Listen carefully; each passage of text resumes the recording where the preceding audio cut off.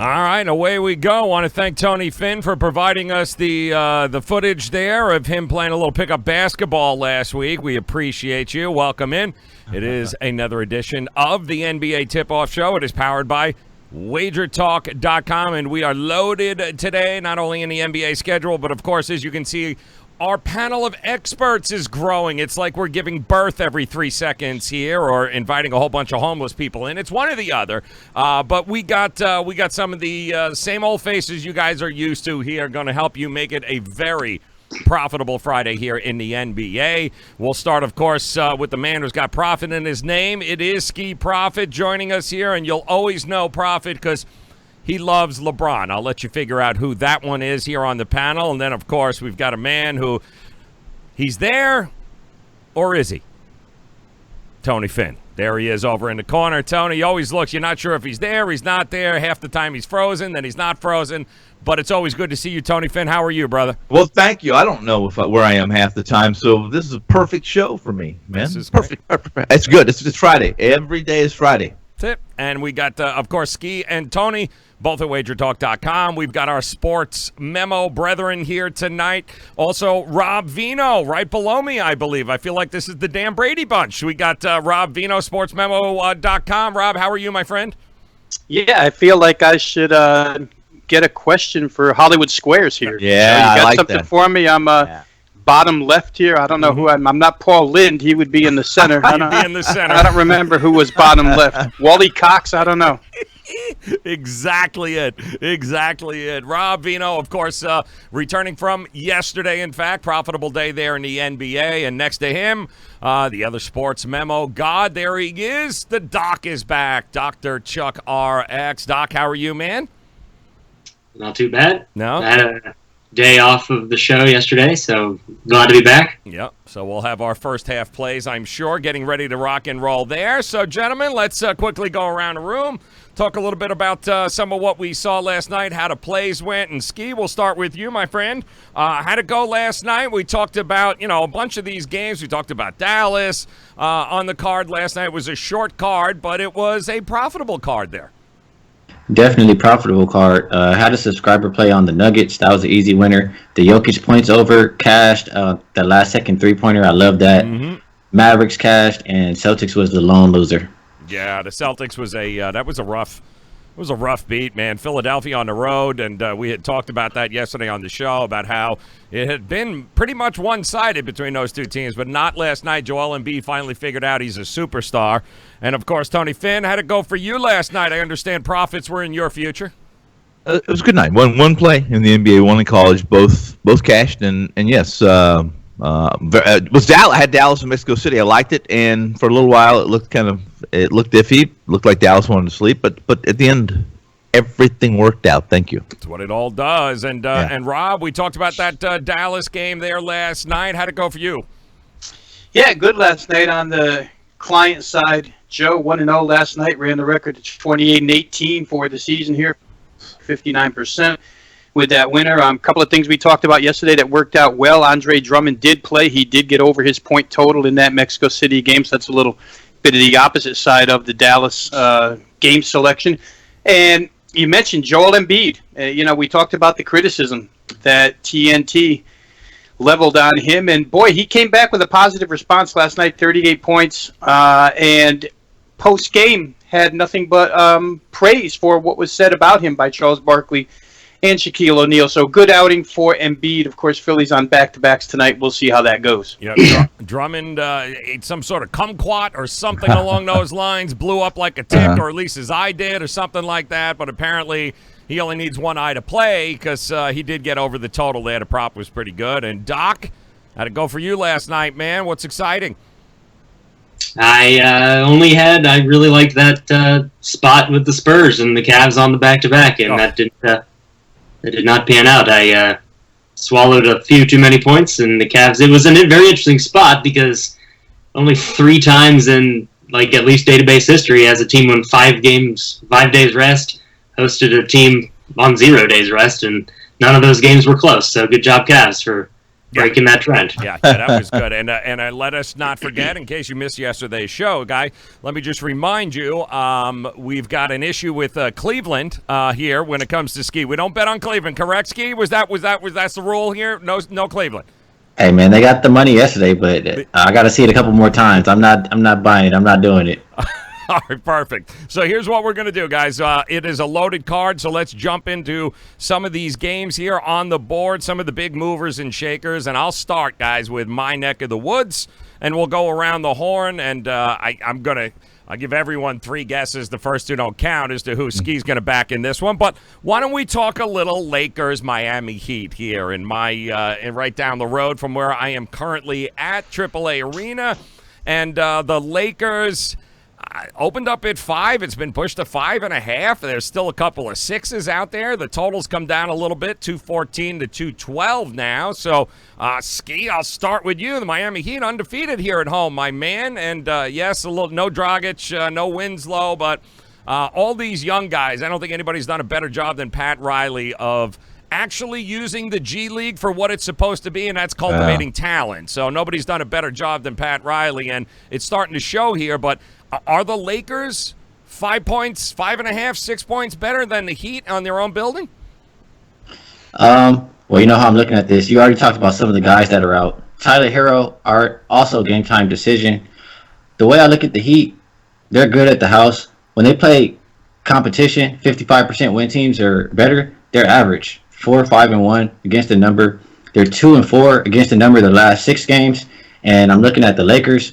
They're on a mission this year. They're trying to show everybody up. After we played, I think it was either Denver or Utah, we had Jared Dudley tweeting, like, have we not played anybody good yet? The Lakers are clearly trying to show the league that they're not playing around.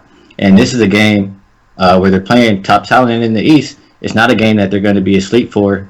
LeBron, I think he'll want to play good in Miami. Lakers 5-0 against the spread. Their last 5, they step up for competition. 6-2 versus 55% win teams or greater.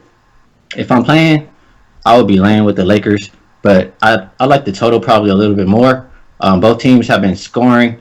Lakers, they play less defense at home. They score more points. I mean, they play less defense on the road. They score more points on the road, and Heat have been scoring as well. So I disagree with the line move on the total, and I like the over and the Lakers. The over. All right, there you go. What a shock, guys. He's going with James. Let's go over to there he is, Tony Finn. He's not frozen. He just looks like that. All right, Finn, you can say what you want about the Heat when it comes to playing quality teams, but I'm looking at this schedule here for the Lakers. It's not like they've been killing murderer's row here as of late. Yes, they're winning. Yes, they seem to be on a mission, but this is a pretty tough test for man on the road in the AAA arena tonight. This is, as Ski said, I think it's a game that they've looked forward to. I know LeBron has. He hasn't made a lot of trips to Miami since leaving there, and he's that individual. I think we all know what kind of when faced with something he believes needs to be validated, he does it. And in this situation, we saw what Miami or what LA did to Miami the last time when they were in LA, held them to 80 points. I think was it 80, 95 to 80 or something like that was the final score, I believe. And in this game, Ski was saying like the over. First off, I like Miami. I like the Lakers here. Again, I'll say it again. They're just winning. That number's not. That's a fair number, and it's a number that they can cover, even if it's close at the end. They do everything late game better than almost anyone in the league. Almost anyone because of what they can do in the paint and on the perimeter. And for the most part, this is in truth, this is a game that the Lakers. And I'm stuttering here because I'm flabbergasted that Rajon Rondo has played so well off this bench for them. I didn't think he was going to fit. I didn't think he was going to contribute, but he has really spearheaded the second rotation. And I like the Lakers here. I think my number's a little bit higher than this. And for the most part, I was checking out Penny. And this total had opened up. What was the total? It opened up at 212 or 214. Right. Within 30 minutes, Penny opened the line about 7 this morning, my time, And within 12 minutes, it was 212. That's sharp money. Anybody that plays, there's no public going out and hammering a line at 7 in the morning. That's sharp money. So there's nothing wrong with opposing sharp money. Sharps lose too, but it is sharp money. That is my 2 cents worth. The Lakers and the under. All right, the Wager Talk brothers over here loving the Lakers here tonight. I'll go to the sports memo guys. Rob, what do you think, man? It's an interesting spot. I mean, Kuzma, I do believe, is questionable game time. Rondo's had some injuries here, so I don't know. What do you think? You think Jimmy Butler's worried about a unibrow coming into his building? Yeah, I just don't think the matchups work for Miami here, Joe. I mean, that backcourt is young, right? Kendrick Nunn's been phenomenal, but Duncan Robinson, you're going to get Avery Bradley back, too, for the Lakers tonight, which gives you a couple of really nice defensive-minded guards, Danny Green and Avery Bradley, to shut down maybe this backcourt of Miami. The forward matchups obviously don't work for Miami either. Jimmy Butler's a great player, but paired with Bam Adebayo, you just wonder. Davis and James, if they come to play, they can make the 5.5 look pretty small. The Lakers have prided themselves somewhat this season on showing up every night and playing some defense. I know the numbers indicate, as Ski said, that the defensive numbers are down a little bit on the road as opposed to at home. But, this is a featured game. And those type of stars show up for featured games. If Miami had the pair that you talked about off the top, because I really am a huge fan of Goran Dragic, and Justice Winslow brings such a versatility to this team on both ends of the floor. But without those guys, the bench is thin. That bench produced 11 points the other night against Atlanta. They're going to be hard-pressed to produce 11 points and beat the Lakers here. I didn't play it. If I had to, I'd be on the Lakers. Well, if there's one guy I can count when everyone's going left is to go right, it would be the doctor here, and I'm sure there's some sort of first-half play coming our way. So talk to us here, Doc. What do you think? Do you like Miami? Does anybody – we know with these three guys, they're homering out here with LeBron. What do you think?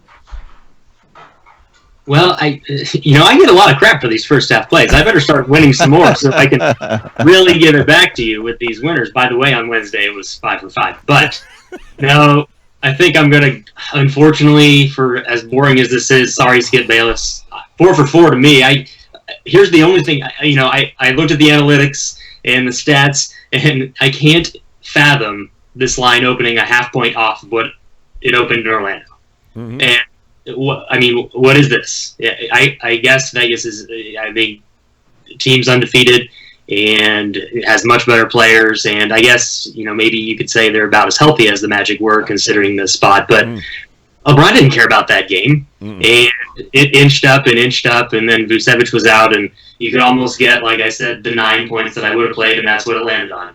And this feels like a game that LeBron really does care about. He doesn't get the heat as much as he used to get when he went back to Cleveland, and I think this is, balls to the wall without Kuzma or not. Like he said, if I'm playing this game, I'm laying the points, especially if it's going to be 5. But I think Vegas accomplished what they wanted, is to get close to half. It looks like it's only 60-40 Lakers. And so they might have accomplished with this dumb line what they wanted. But, yeah, I think the Lakers win this going away, honestly. All right. So there you go. It is a Lakers sweep here on the NBA Tip-Off Show, powered by WagerTalk.com. Want to remind you guys, of course, the two gentlemen on the top row with me here, you've got Ski Profit, you've got Tony Finn, can be found at WagerTalk.com. The gentleman below, right below me here in this nice panel, you can get them at SportsMemo.com. That's Rob Veno and Dr. Chuck RX. All right, guys, let me go to another game here. Interesting back-to-back situation here. We just talked about Philadelphia upending the Boston Celtics in the Garden last night. Well, that's, have they announced whether Embiid is going to have some sort of load here tonight? I don't know. The number ain't moving, though. It opened up at 8. It looks 8 here still for the 76ers, 222 and a half. It looks like it's holding steady there, maybe a couple of 223s. So, Ski, I'll start with you, man. You big believer in the back-to-back with the Philadelphia Sixers here?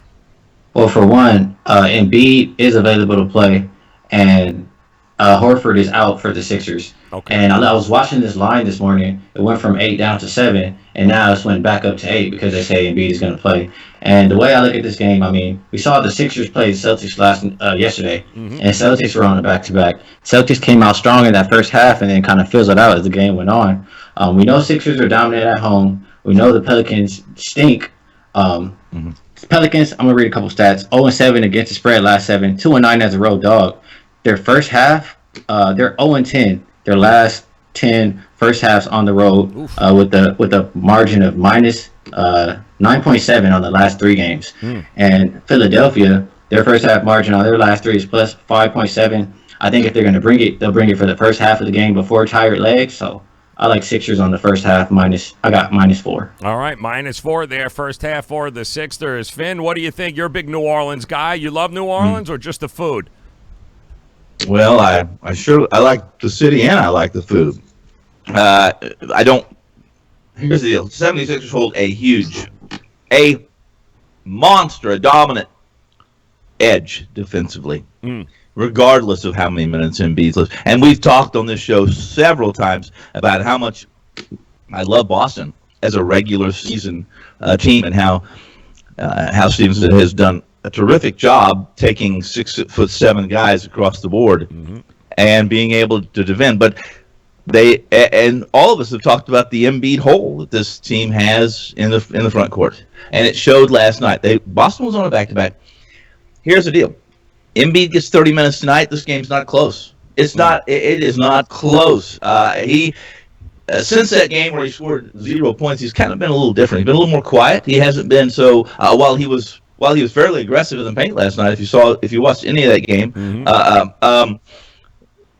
this is a team. It's time for them to kind of stop playing tiddlywinks a little bit. And I think what is Philadelphia at home? Are they 11-0? What 12-0? What are they at home? I think they've got one loss to them, Ski. They have one loss. I want to say they're undefeated. Honestly, they might still be undefeated. Yes, that could very well be. Now against the spread, they're pedestrian. Right. But in this situation, this Atlanta and Washington and New Orleans, right in that category, are absolutely horrific defensively. They're technically dismal, and they have tons of talent. They really passion-wise, they have none. You can't possibly like New Orleans unless you know that Embiid is going to play 15 minutes, and then maybe they can hang around back door. Rob Veno, is it just an instant fade here, New Orleans, for you? Got to back the Sixers no matter what? Yeah, let me flip the coin here, Joe, and go to the total. Okay. Forget about the side for a minute here. And boy, isn't this going to be like a 76ers reunion in this game? I mean, 3 of the 5 starters for the Pelicans all came from Philly, right? Jahlil Okafor, Drew Holiday, J.J. Redick, all coming back to Philadelphia tonight to play. But I like this game over. I mean, if there's one thing we know about Alvin Gentry as a head coach, he loves to go up and down 94 feet of tempo. And what better time to use your tempo than against the Philadelphia team in a back-to-back situation off of a divisional rivalry with Boston? I mean, if you're going to run, let's run. I could see Philly being a little lackadaisical on the defensive end. I could see Philly getting into a running game with New Orleans because they don't really respect them. They're going to figure we can win this game no matter how it's played. So if you do get a little bit of, you won't. I don't know how the minutes will go for Joel Embiid, but I think the fact that Al Horford is out forces Philadelphia to play him in that 29, 30-minute range here today, which is good. 4 points in my case. I saw this total go down a little bit this morning. Don't agree with it. I think New Orleans games that sit around this number, 222.5, just have to be played over. Sometimes knee-jerk, sometimes mechanical, but in this case, I think we've got some situational angles here that we can apply to this and like the over even more. So that's where I'll stand. I like the over 222.5. There we go. Dr. Chuck, where are you going here with Philadelphia, New Orleans? You going total? You going side? You going quarter? Where are you going? Well, you wanted me to zig last time, so I'm ready. Here it is. I knew it was coming. Go ahead. Oh, absolutely, yeah. This is probably my favorite play, and it is exactly the opposite of what Tony said. So this should be fun. Should be a winner. Fun game tonight. No, this is just not the game. The Sixers have won 3 games against teams that are going to host playoff series in a row. and they took out the Nuggets at home, took out the Raptors. It's the nemesis, tough game to win, and then on the first leg of a back-to-back, eke out a pretty tight win in Boston, which is just another. This is 2 straight games they haven't been able to get since this core of Ben and Embiid and et al. Have played, and it's not any kind of benefit. This is a 50-50 shot on the spread for the Sixers in this spot, and now they're getting 8. Well, it moved from 8 to 7, which I only assume was a little bit of a sharp move, and then back up, I guess, because people were guessing that Embiid would at least be limited. I never assumed Horford was playing either of these games, so I mean, right, you can't just go Kyle O'Quinn, I suppose, down there and have no Embiid, but I don't see. So this will be interesting as far as those TNT guys go, because this is one of their problems with Embiid is he'll put up an unbelievable monster game last night in a very important game, and then you come out tonight and not look like he has that same effort. And I don't know if that's going to change overnight after that big win, following the big win over Toronto. And I just think this is a ton of points, and I would honestly. I'm not trying to goad anyone. This is what I was going to say no matter what, but I'm peppering the money line, honestly. Yeah, you see, guys, this is what makes this show so great. None of these guys have a clue as to what each other's going to say. Then they come out here and pretty much kick crap each other's way. It's fantastic. You don't get any better than this. Also, yes. Also, I can be happy either way then. Yes, exactly correct. Either way, you're good to go. But that's what this is all about. Knowledge is power here, guys. That's what we're bringing it out. Points of view is what it is all about. And we'll move on to another game on the board here tonight, guys. Another very interesting game. Don't know what to make of this, except for the fact that it involves the Clippers, who also won't be, I think Patrick Beverley's out in this game, if I'm not mistaken. They're traveling to Minnesota, taking on the Timberwolves, a team that's almost been an instant fade. So I'll start with you, Rob Veno. Talk to us about the Timberwolves. The Clippers here tonight opened up 5.5. I'm still seeing 5.5, so 6 or 2 are out there. 231.5, 231 I'm seeing right now, 230. Where do you fall on the Clippers and the Timberwolves here tonight? Yeah, this one's difficult, Joe, because of not only the Patrick Beverley absence, but you parlay that with Lou Williams and his spark off the bench. Not having him tonight really does shorten things up for the LA Clippers in this game. I mean, anytime I see the Minnesota Timberwolves on the card, the immediate reaction is to go ahead and play these games over. Head coach Saunders hasn't pressed his team to play any defense whatsoever, and they don't. But they can score with the best of them, and perhaps tonight they could get into a scoring duel with LA and outscore them. I think that when push comes to shove, if we're talking about a little 6-minute stretch, Los Angeles might be able, shorthanded or not, to put defensive clamps on the Timberwolves at some point to get a win. But I'm not sure I want to lay points with them in this situation. Like I say, generally speaking, I like to play Timberwolves games over. So if I had to make a decision on this one, I would probably go that route.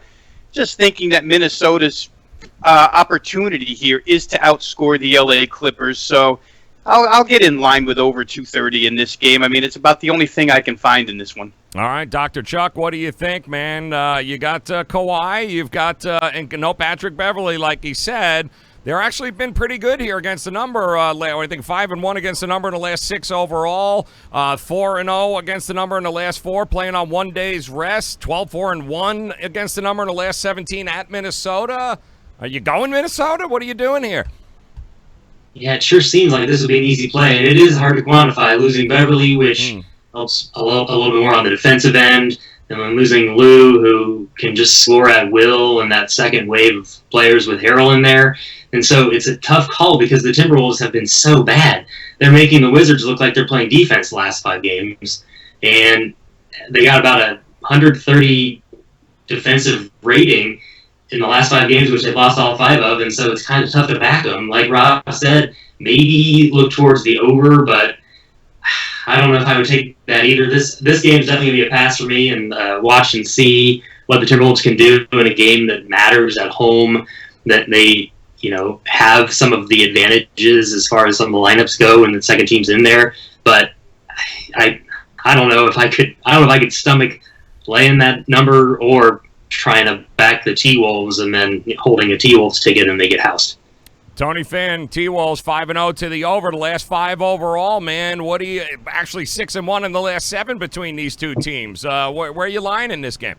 I don't have a big interest in this game. I looked at it, and you guys have heard me say this about Minnesota. They're not very good defensively. They're a little bit better at home than they are on the road. A little bit, actually, significantly but that's all relative to how bad they are defensively when and less pressed or motivated in some way, shape, or form. Outside of Towns and Wiggins, to go over, as Veno said, you have to have a really big game from Teague or Covington, one of those two, for me to feel comfortable with that. And I never feel very safe. Right? I'm not confident in that happening. And truth, Wiggins has to have a pretty big game too. Towns, you'll get your 30 from Towns, But who else is going to help here?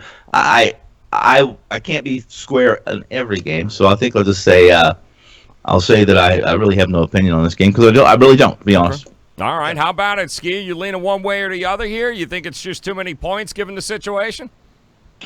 I agree with a lot of points made. Mostly, I agree with Rob. Before Lou Will was announced out, I love the over. T-Wolves, like you guys say, they don't play any defense at all. Looking at last 5 game stats, they're the last in the league defensive rated team, 30th. So. And Clippers, they've been playing a little bit fast. Pace, they're second in the league. Minnesota's been middle of the pack, but Minnesota games just go over. Their last 5 over the total. As you said, Joe, 6 of the last 7 between both of these teams have went over.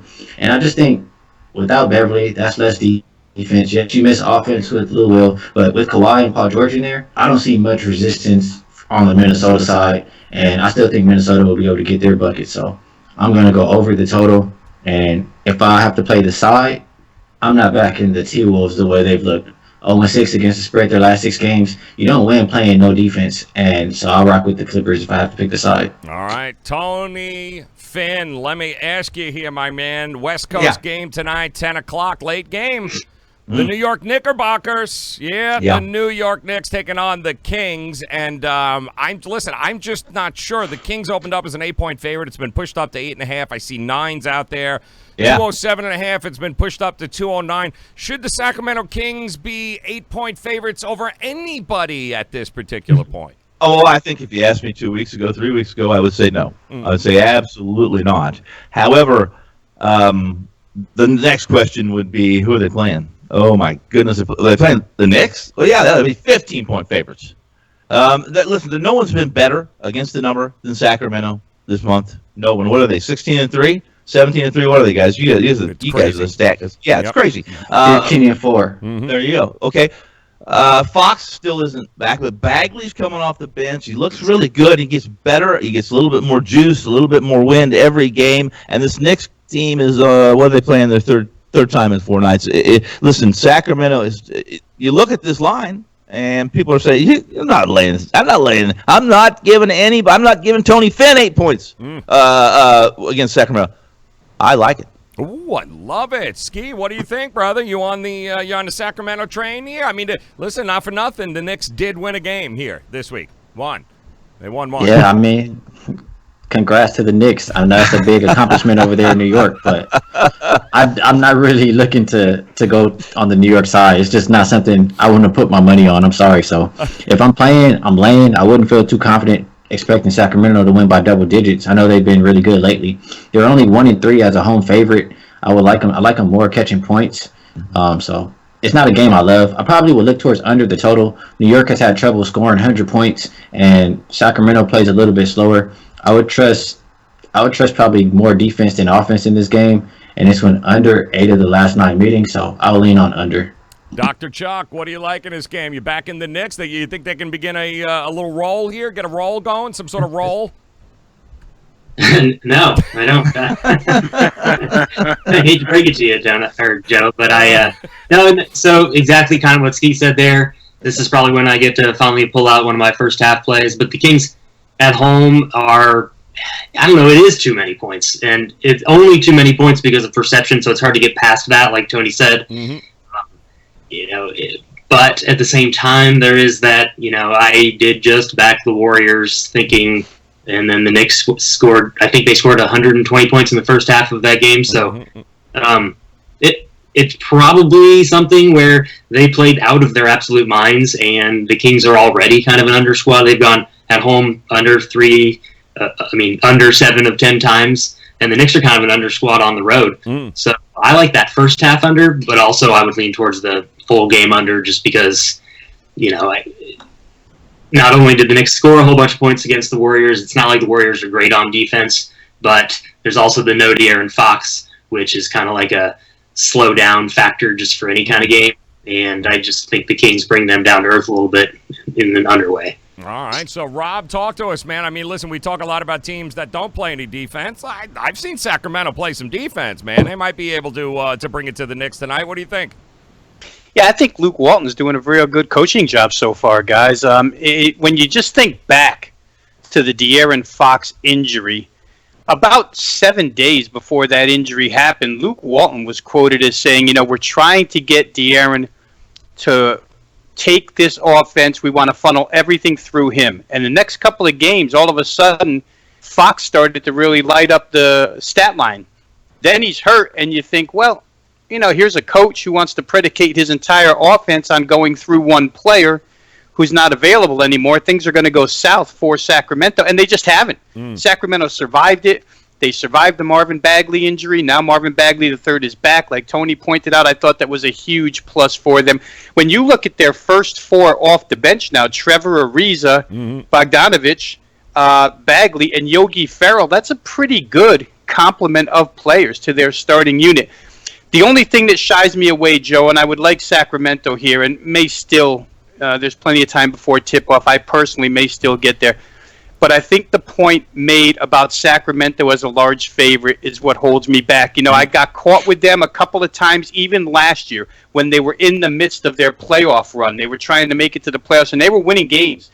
And against overwhelmed opponents, I would lay 10 points, 9.5, 10 points, thinking Sacramento would crush them, and it just didn't happen. Right. It's not a team that's used to destroying people, so that kind of shies me away. The Knicks are a horrible team. If forced to make a bet in this game, I would probably lean toward what Ski said and look under. Sacramento's still a slow-tempo team.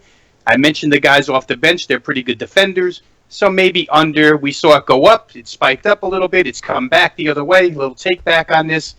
Under might be the way to look. All right, there you go. And we'll go around the horn here, guys. And Ski, we'll start with you. If there's a game on the board, either we've talked about or haven't talked about, something you'd like to feature tonight that you've got some interest in, we'd love to hear it, man. Which game are you zoning in on here tonight? We kind of talked about a lot of the games that I'm interested in, honestly. I'll mention, I don't know if we're going to do the dogs today, but usually when we do the dogs, I pick the one that I think is going to win. I'm not really looking at the points. And if I have to pick one today, looking across the board, I think it would be the Charlotte Hornets. The Bulls, they did come off that win. Nice.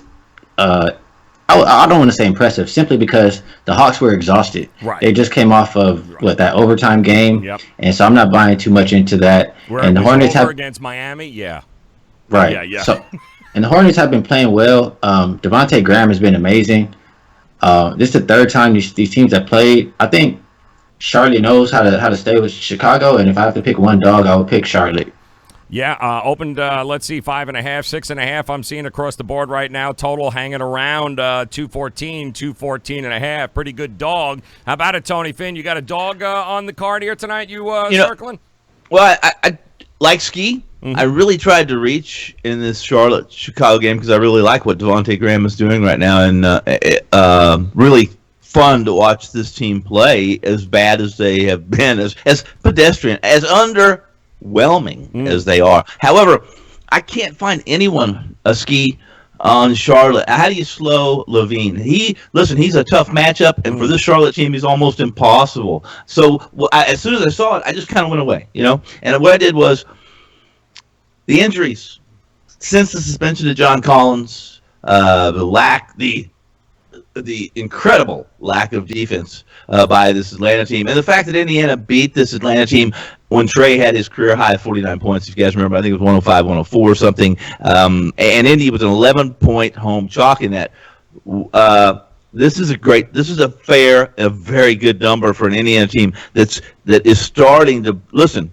When they get healthy, we've talked about this. When are they going to get healthy, right? So we can make an assessment of them. I like them tonight, and it's not a dog. I just like them tonight on the road against this Atlanta team minus the touchdown. I like it. Love that. And Rob, listen, man, I don't know, but you talked about Devontae Graham here. He's got at least 29 in 4 of the past 5. This over has hit a lot between these two teams. I think 12-3-1 in the last 16 meetings between them. Also 4-1-1 against the number in Charlotte's last 6 at Chicago. Do you like the total in that Bulls Charlotte game? Yeah, you have to like what the Bulls have been doing offensively for the most part as of late. Tony mentioned Zach LaVine obviously spearheading that situation, but that team, I mean, I feel like one of my favorite players on that team is Wendell Carter, the center, who gives it to you on both ends. I know they have a problem with him with fouls. But if we're just going around the horn here talking about underdogs, Joe, I'd probably make a pretty good case if you were to tell me that Nikola Vucevic, who went through shoot-around this morning, is going to play in this game. I'd be on Orlando +6. They come off a game at home against L.A. where they played the Lakers tough, held them to 98 points.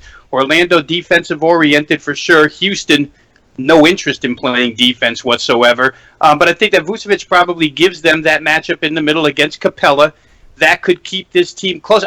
Personally, I think I don't know how far along he is as far as game-type shape is concerned.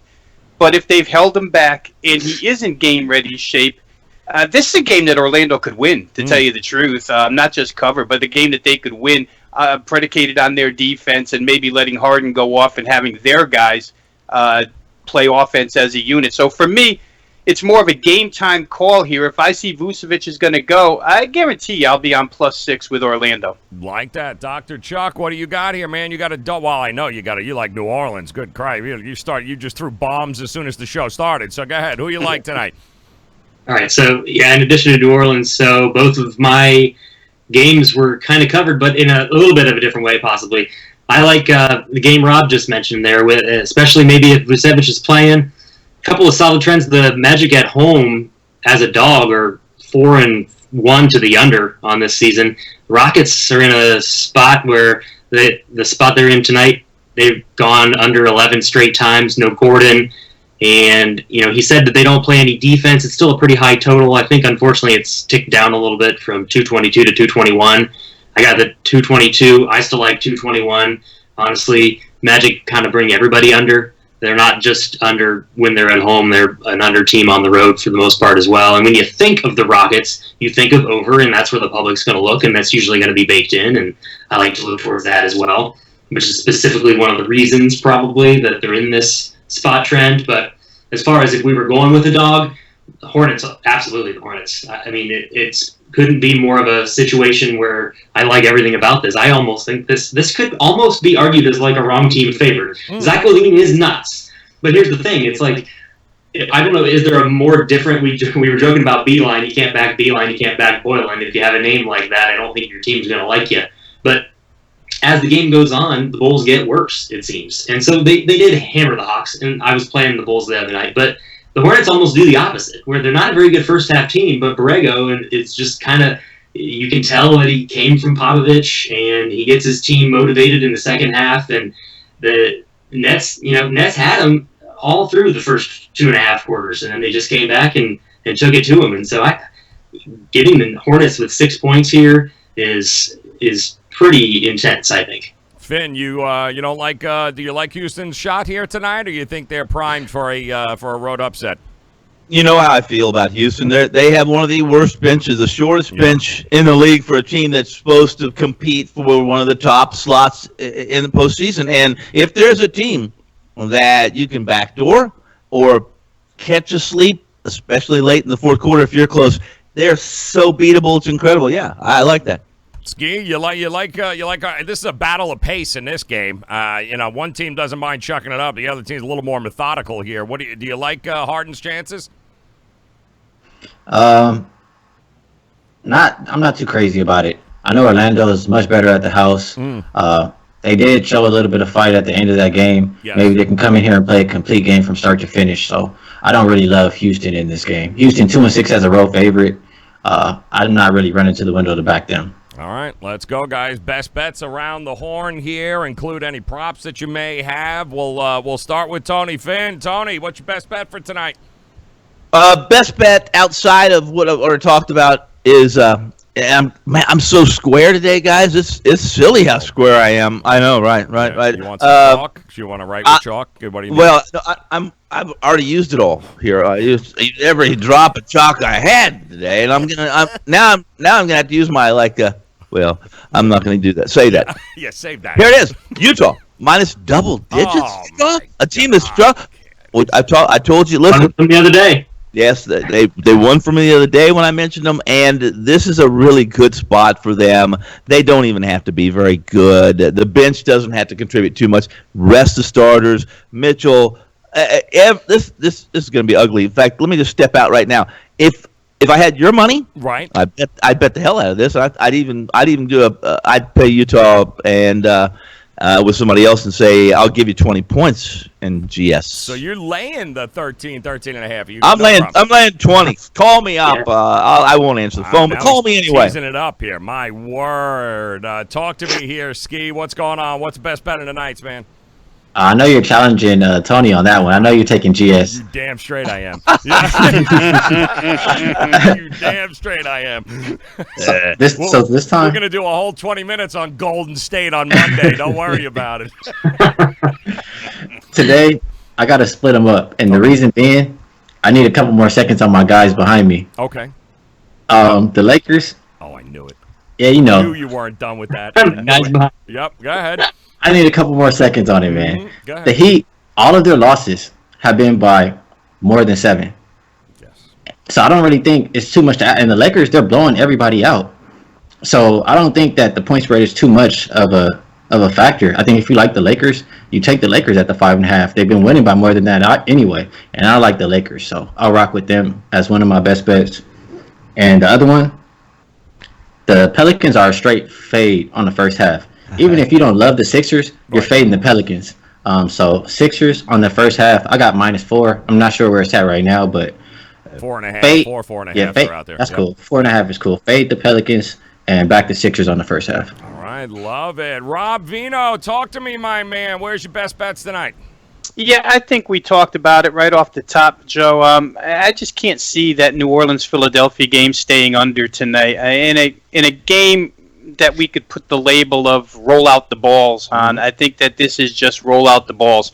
Again, I don't think Philly's too worried about getting into a scoring match with New Orleans. I don't think that they're too worried about being extended on defense here. I don't know that you'll see that, Hugh Jeffrey. You know, it's funny that the other night when Barkley and O'Neal were criticizing Embiid, Barkley came right out and said, nobody plays all 82 games the same way, so I don't know that they're expecting Embiid to have a dominant performance on both ends here.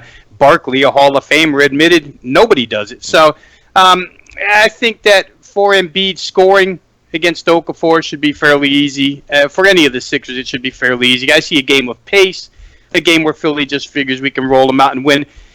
As secondary play here, I looked through for the props. I couldn't find one, Joe, but Giannis or no Giannis, Milwaukee went nuts offensively the other night. We talked about their depth on that team, and when he's not in, they can still score. And, of course, Memphis, one of the fastest-paced teams in the league, and with Morant back now, they've put up 110 and 115 in back-to-back games. So Milwaukee against a brutally defensive team, a team that wants to go. Milwaukee, of course, loves pace, except they combine it with tremendous efficiency. Perhaps that total is too low as well. Friday nights in the NBA are usually the night when everybody comes to play in front of the home crowd. So I think for sure New Orleans, Philadelphia over into the secondary total. I would use the New Orleans game, or excuse me, the Memphis game over against Milwaukee. All right, Dr. Chuck, go ahead, throw them out, man. Give us your best bets here tonight. Well, so I guess in addition to what we've already talked about, I kind of want to go back to a play that Ski mentioned earlier. Maybe wasn't one of his best bets, but I like, and it's purely out of big game factor, motivation. You know, maybe the Lakers, taking it a little bit easy last time out. I like the over, and it's ticking down. And I just don't think at 212, the Heat are going to shoot a bunch of threes, and LeBron's going to want to put up 40. And I mean, I don't even think he has any ill will towards the Heat, but this is where he wants to perform the most. Right. Maybe even more than Cleveland, because it seems to be all love with Cleveland, and in Miami it seems to be he's going to be there to see his buddies and reminisce about They're all gone. days. Yeah. But They're all dead. They're all dead and buried. They really are. I think he wants his team to have 130 points in this game, and so I just think it's kind of a low number, and really like the motivation for the Heat on the other end, because it's still Spo, it's still Riles, and I think they want to put everything on him, and I like the offense a little bit more in that kind of a spot. And then just finally one thing, because I hate these 90% bet plays, like the game Rob just mentioned. I liked the Grizzlies last game, had no idea why they were getting 7 against the Suns, and they covered that spread by 20 or whatever it was. And I just, Morant's back, he looks great. Giannis or no Giannis, how can it kind of comes back to what he was saying. They don't play the same games every night. The Bucks know they're winning this game. Right. So I'm really going to win it by double digits. And, I continually fade the Bucks. And eventually I'm just going to go jump off a bridge, because it doesn't work all the time. But You'll be right eventually. Yeah, eventually. I mean, it's a long season, so sooner or later it'll actually hit for you. All right, yeah, give me 90% bets on the Bucks, and the lines dropped a point. You can't, exactly. All right, I'm going GS Knicks moneyline parlay. Let's end the show. We use Ski Profit over there. Let's just hammer it here, Finn. All right, if we're talking about it, let's go. We can take a few days off after this hits, and then we'll come back to it. Joe, if you had a choice, you could drink anything, what would you drink? And don't, just be honest with me. What is it? Oh, it would have to be Jack. Okay, I'll tell you what. I'll get you a bottle of Jack against a bottle of mezcal. I'll let you pick the mezcal, but you're not going to find any good mezcal for less than $100. Listen, I'm still, like you said, even a blind squirrel, right, can find a nut every now and then. I'm taking the Knicks and Golden State, 2 moneyline parlays tonight. Screw all y'all. Ski Profit, Tony, Finn, WagerTalk.com. Make sure you visit them, guys. Plays available tonight. And don't forget Rob Veno, Dr. Chuck RX, SportsMemo.com. That is where you can find them. Gentlemen, best of luck with your plays here tonight and all weekend. And, of course, we look forward to hearing what you guys got to say on Monday when we break it all down once again. Good luck, guys. Appreciate the time. I've sent my Christmas list to everybody. Yeah, I ain't talking to you anymore. And, Joe, I'm sending you some makers because, oh, my gosh. Well, you know what? Talk to me on Monday when I'm off, because I'm counting my money. Peace. Peace. NBA Tip-Off Show. Peace.